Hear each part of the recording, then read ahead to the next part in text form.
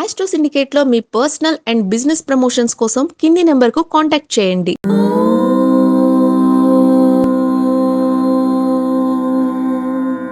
ఓం శ్రీ గురుభ్యో నమః. హరి ఓం.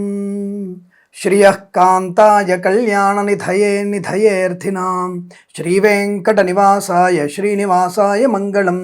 మంగళం కౌసలేంద్రాయ మహనీయ గుణాత్మనే చక్రవర్తి తనూజాయ సార్వభౌమాయ మంగళం. అందరికీ నమస్కారం. చాలా ఉత్సాహంగా అందరూ ఎదురు చూసేటువంటి సమయం షేర్ మార్కెట్ సమాచారం కోసం. నిజంగా చెప్పాలంటే మనిషికి ఆకస్మిక ధనప్రాప్తి రావాలి, ఈజీగా డబ్బులు సంపాదించాలి అన్నటువంటి తపన మనకి నష్టాన్ని కలిగిస్తుంది. మనం వృత్తిలో, వ్యాపారంలో, ఉద్యోగంలో ఉంటూ మనము ఆర్థికమైనటువంటి ఇంకొక అభివృద్ధి కోసం వచ్చినటువంటి వృత్తిలో కానీ ఉద్యోగంలో వచ్చినటువంటి కొంత డబ్బులో దాంట్లో ఒక 5% వరకు మాత్రమే మనం ఈ షేర్ మార్కెట్ లాంటిలలో, జూదంలలో, లాటరీలలో పెట్టుబడి పెట్టే ప్రయత్నం చేయాలి. మరొక 5% మ్యూచువల్ ఫండ్స్లో పెట్టుబడి పెట్టే ప్రయత్నం చేయాలి. కొంత ధనాన్ని మనము ఈ చిట్ ఫండ్స్లో, అంటే అఫీషియల్ చిట్ ఫండ్స్లో పెట్టుబడి పెట్టి ఒక ఫినాన్షియల్ డిసిప్లిన్ ఏర్పాటు చేసుకోవాలి. నువ్వు 25,000 సంపాదించు, పర్వాలేదు. అందులో కూడా మనం 25,000లో ఇంటి ఖర్చులకి 15,000 తీసేసిన 10,000 రూపాయలతో మనం ఖచ్చితంగా ఫినాన్షియల్ డిసిప్లిన్ ఏర్పాటు చేసుకోవచ్చు. ఉన్న ఫలంగా మనకి భగవంతుడు కనకవర్షం కురిపించాడు. ఈ విషయాన్ని ముందుగా మీరు గ్రహించాలి, లేదా మనం అభాస పాలయ్యే అవకాశం ఉంటుంది. ప్రస్తుతాంశంలో మనకి జనవరి 27వ తేదీ నుంచి జనవరి 31వ తేదీ మధ్యలో షేర్ మార్కెట్ యొక్క ఒడిదుడుకులు, లాభాలు, నష్టాలు ఎలా ఉంటాయో అన్న విషయాన్ని మనం స్థూలంగా పరిశీలించినట్టయితే, అంటే దాదాపుగా నేను చాలా క్షుణ్ణంగా పరిశోధన చేస్తాను. ఆ పరిశోధనలో నేను 100% సక్సెస్ అవ్వచ్చు, లేదా 60% సక్సెస్ అవ్వచ్చు. అది మీ యొక్క కామెంట్స్ని, మీ యొక్క జరిగినటువంటి లాభ నష్టాలని కనుక నాకు ఆఫీస్ నెంబర్కి మెసేజ్ ద్వారా పంపించగలిగితే, వాట్సాప్ ద్వారా, ఇంకా పరిశోధన చేసే ప్రయత్నం చేస్తాను. సరే, ఈ వారంలో మనకి షేర్ మార్కెట్ యొక్క శుభయోగాలు ఎలా ఉన్నాయి అని అడిగితే, దాదాపుగా ఈ వారంలో మనల్ని కాపాడగలిగేటువంటి షేర్స్ తప్పనిసరిగా మనకి సాఫ్ట్వేర్ షేర్స్, అంటే సాఫ్ట్వేర్ కంపెనీ షేర్స్ మరియు బ్యాంకింగ్ రంగ షేర్స్ మాత్రమే మనల్ని కాపాడగలిగే అవకాశం ఉంటుంది. డొనాల్డ్ ట్రంప్ గారు మనకి ఇచ్చినటువంటి ఏదైనా ఒక పాజిటివ్ కావచ్చు, నెగిటివ్ కావచ్చు. ఇప్పుడు మనకి దాదాపుగా 7.5 లక్షల మంది భారతీయులకు అది ఒక గుదిబండగా మారిపోయినది. అంటే అక్రమంగా ఉన్నటువంటి వ్యక్తులు, అలాగే అక్కడ పుట్టినటువంటి వాళ్ళకి గ్రీన్ కార్డ్ లాంటివి లేవని చెప్పడం, ఇవన్నీ కూడా మనకి కొద్దిగా ఇబ్బందికర పరిస్థితే.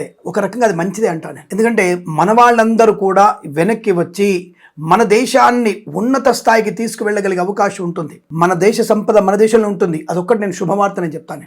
వ్యక్తిగతంగా అక్కడ వెళ్ళిన వాళ్ళు పాపం ఎన్నేళ్ల నుంచి ఉన్నారండి, కష్టపడ్డారు, 15 ఏళ్ళు అయిపోయింది, గ్రీన్ కార్డ్ కోసం ఎదురు చూస్తున్న వాళ్ళందరూ కూడా ఇది ఒక రకమైనటువంటి ఇబ్బంది కదా అని అంటే అది వేరే విషయం. అది వ్యక్తిగతమైనటువంటి విషయాల గురించి.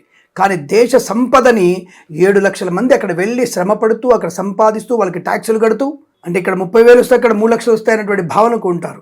అక్కడ 3 లక్షలకు సరిపడే ఖర్చు కూడా ఉంటుంది. కాబట్టి మన దేశంలో మన యొక్క శ్రమ, మన లాభాన్ని, మన కష్టాన్ని, మన సుఖాన్ని ఇక్కడ పెంచుకుంటే జాతీయ స్థూల ఉత్పత్తి పెరిగే అవకాశం కూడా ఉంటుంది. అది వేరే విషయం. సరే, నేను విదేశాలు వెళ్ళొద్దనట్లేదు. సో నేను కూడా వెళ్తాను, మా పిల్లలు కూడా వెళ్ళే అవకాశం ఉంది. కాబట్టి విదేశాలు వెళ్ళొద్దని చెప్పడం లేదు. కానీ అక్కడ శ్రమపడి మనం అన్ని విషయాలు తెలుసుకొని వచ్చి మన దేశంలో ఒక మంచి కంపెనీలు ఏర్పాటు చేసుకుంటే, ఒరే నువ్వు అమెరికా వాడో, స్విట్జర్లాండ్ వాడో, ఆస్ట్రేలియా వాడో, నీ అవసరం ఉంటే నా దగ్గరికి రా. నువ్వు $70 కాదు, నా 10 రూపాయలకి నీకు $1 మాత్రమే అవుతుంది. లేదా నువ్వు $5 ఇస్తే నేను $1 ఇస్తానటువంటి స్థాయికి రావాలి మనం. అది వస్తుంది, తొందరలో వస్తుంది. మనకి ఎటువంటి స్థిరమైనటువంటి ప్రభుత్వం ఉన్నట్టయితే, కప్పల తక్కెడ లాంటి ప్రభుత్వాలు లేకపోతే, ధర్మానికి వ్యతిరేకమైన ప్రభుత్వాలు లేకపోతే, స్థిరమైనటువంటి ప్రభుత్వం వల్ల మనకి జాతీయ సగటు ఆదాయం పెరిగే అవకాశం ఉంటుంది. దాంట్లో అప్పులు, పన్నులు కట్టాలి, జిఎస్టీలు కట్టాలి, ఐస్ క్రీమ్ కట్టాలి, ఐస్ క్రీమ్ బిళ్ళకు కట్టాలి, ఐస్ క్రీమ్ ట్యాప్ కట్టాలి. ఇవన్నీ కూడా మనం ప్రత్యక్షంగా ఇప్పుడు కడుతున్నాం, పరోక్షంగా ఎప్పటి నుంచో కడుతున్నాం. మనకి ఇంతకుమున్నటువంటి ప్రధానమంత్రులు అటువంటి వాళ్ళప్పుడు కూడా మనం ప్రతిదానికి ట్యాక్సులు కట్టాం. ఆ విషయం చాలా మందికి తెలియదు. అది పరోక్షంగా ఉన్న ట్యాక్స్ లా ప్రత్యక్షంగా కనబడుతుంది. మనకి ప్రత్యక్షంగా కేంద్ర ప్రభుత్వం వారి రాష్ట్రాలకు ఏమి ఇస్తారనే విషయం తెలుస్తోంది. అందుకనే షేర్ మార్కెట్లో గత 4 సంవత్సరాల క్రితము, 4 సంవత్సరాల తర్వాత, అంటే కరోనా ముందు, కరోనా తర్వాత అన్న విషయాన్ని చూసుకుంటే ఈ షేర్ మార్కెట్ యొక్క ప్రభంజనం పెరుగుతూ వస్తుంది. కాబట్టి నేను ఏంటంటే తప్పనిసరిగా మీరు జాతీయమైనటువంటి, అంటే మీకు వచ్చినటువంటి స్థూల ధనంలో, మూలధనంలోంచి కొంతవరకు మాత్రమే పెట్టుబడి పెట్టే ప్రయత్నం చేయండి, లాభాలు ఉంటాయి. ఈ వారంలో మనకి బ్యాంకింగ్ షేర్లు ప్రత్యక్షంగా స్టేట్ బ్యాంక్ ఆఫ్ ఇండియా మరియు ఐసిఐసిఐ, హెచ్డిఎఫ్సి మరియు ఎస్ బ్యాంక్ లాంటివి మరియు ఇతరత్ర విదేశాలకు ముడిపడినటువంటి బ్యాంకులలో నుంచి కూడా మనకి అనుకూలవంతమైన ఆర్థిక ప్రయోజనం ఆ షేర్స్ మీరు కొనుగోలు చేయవచ్చును, లాభసాటిగా ఉంటుంది. 27వ తేదీ కొద్దిగా ఉత్సాహంగా 27వ తేదీ ఉత్సాహంగా ప్రారంభమవుతుంది. కానీ రెండవ రోజు కాస్త ఒడిదుడుకులయ్యే అవకాశాలు ఉన్నాయి. కాబట్టి 28వ తేదీ జాగ్రత్తగా పెట్టుబడి పెట్టే ప్రయత్నం చేయండి. అక్కడ కూడా మీకు బ్యాంకింగ్ షేర్లలో ఈ ఇన్సూరెన్స్ షేర్లు మీకు లాభాలు కలిగే అవకాశం ఉంటుంది. కానీ 29, 30, 31 తేదీలలో ఖచ్చితంగా మిమ్మల్ని కాపాడగలిగేవి హెచ్సిఎల్ షేర్స్, అంటే సాఫ్ట్వేర్ రంగ షేర్స్ మీకు హెచ్సిఎల్ మరియు టీసీఎస్ లాంటివి. తర్వాత మనకి ఎంఐ మైంట్రీ సంబంధించినటువంటి సాఫ్ట్వేర్ కంపెనీల నుంచి టెక్ మహీంద్రా లాంటి షేర్స్ కానివ్వండి, అలాగే విప్రో షేర్స్ కానివ్వండి, మనల్ని కాపాడగలిగే అవకాశం ఖచ్చితంగా ఉంటుంది. వాటి మీద ఫోకస్ చేయండి, దాని మీద పెట్టుబడి పెట్టవచ్చును, లాభాలు పొందుకునే అవకాశాలు ఖచ్చితంగా ఉంటాయి. అందులో ఏమాత్రం సందేహం లేదు. ఇక ఇతరత్ర చిన్నవి కొన్ని కంపెనీలు ఉంటాయి, అవి కూడా చెప్పే ప్రయత్నం చేస్తాను మీకు. రేట్ గెయిన్ ట్రావెల్స్ అనేటువంటి కంపెనీ షేర్స్ కూడా మనం కొనుగోలు చేయవచ్చును, రేట్ గెయిన్ ట్రావెల్ది. అలాగే మాస్చిప్ టెక్ అనేటటువంటి షేర్స్ కూడా మీరు కొనుగోలు చేయవచ్చును, లాభాలు పొందుకునే అవకాశం ఉంటుంది. కేసాల్వ్స్ అనేటువంటి షేర్స్ కూడా కొనుగోలు చేయవచ్చును, అవి కూడా మీకు లాభసాటిగా ఉండే అవకాశాలు ఉన్నాయి. పృథ్వీ ఎక్స్ అనేటువంటి షేర్స్ కొనుగోలు చేయవచ్చును. పృథ్వీ ఈఎక్స్సి అనేటువంటి కంపెనీ, టెక్నాలజీ కంపెనీ షేర్స్ కొనుగోలు చేయవచ్చును. ఒడిసీ టెక్ అనేటువంటి షేర్స్ కూడా కొనుగోలు చేసే అవకాశం ఉంది, తప్పకుండా లాభాలు పొందుకునే అవకాశాలు ఉంటాయి. సెల్పోమార్క్ డిజైన్ అనేటువంటి షేర్స్ కూడా మీరు కొనుగోలు చేసేటువంటి ప్రయత్నాన్ని చేయవచ్చు, లాభాలు పొందుకునే అవకాశాలు ఉంటాయి. ఫస్ట్ ఫైన్టెక్ అండ్ పిఎస్ఐటి ఇన్ఫ్రా మరియు ఒమేగా ఐఎన్టి టెక్, ఈ సంబంధమైనటువంటి అంటే ఈ కంపెనీ షేర్స్ కూడా మీకు లాభాలు పొందుకునే అవకాశాలు ఉంటాయి. తప్పకుండా వీటిలో మీరు పెట్టుబడి పెట్టవచ్చును, లాభదాయకమైన స్థితి పొందుకునే అవకాశాలు బలంగా కనబడుతున్నాయి. 27 తేదీ నుంచి 31వ తేదీ మధ్యలో ఉన్నటువంటి సెన్సెక్స్ ఎలా ఉండబోతుంది అన్న విషయాన్ని మనం చాలా ఉత్సాహంగా చూసే ప్రయత్నం చేస్తారు అందరూ కూడా. సెన్సెక్స్ ఈ వారంలో మంచి అనుకూలవంతమైన శుభయోగాన్ని కలిగిస్తుంది. ఇక్కడ మీకు ప్రపంచ గొప్ప దేశంగా ప్రకటించుకున్నటువంటి ఆ యొక్క వ్యవస్థ ఏది అమెరికా ప్రభుత్వం ప్రపంచ నాయకుడు అనుకునే వ్యవస్థ ఇప్పుడు లేదు, అదంతా అయిపోయింది. ఇప్పుడు ఎందుకంటే ప్రపంచంలో మనం కూడా అంటే భారతదేశం కూడా నెంబర్ 1 స్థాయికి రాగలిగే అవకాశం ఉంది. కనుక దాని అగ్రరాజ్యం అని చెప్పిన అగ్రరాజ్యాలు అదొకటి. అగ్రరాజ్యాలు ఏమిటి ఇప్పుడు? అమెరికా, భారత్, చైనా, రష్యా, అలాగే జపాన్, జర్మనీ, ఇవి అగ్రరాజ్యాలు. వీటిల్లో రెండవ స్థానం నా దేశం భారతదేశం. తప్పకుండా 5-6 అగ్రరాజ్యాల్లో నా దేశం కూడా ఉన్నత స్థాయిలో ఉంది. ఇంకా ఉన్నతంగా ప్రపంచానికి ధీటుగా ప్రపంచ అగ్రరాజ్యంగా భారతదేశం ఉండగలిగే అవకాశాలు కూడా ఖచ్చితంగా ఉంటాయి. దానిలో మీకు ఇబ్బంది పడాల్సిన అవసరం లేదు.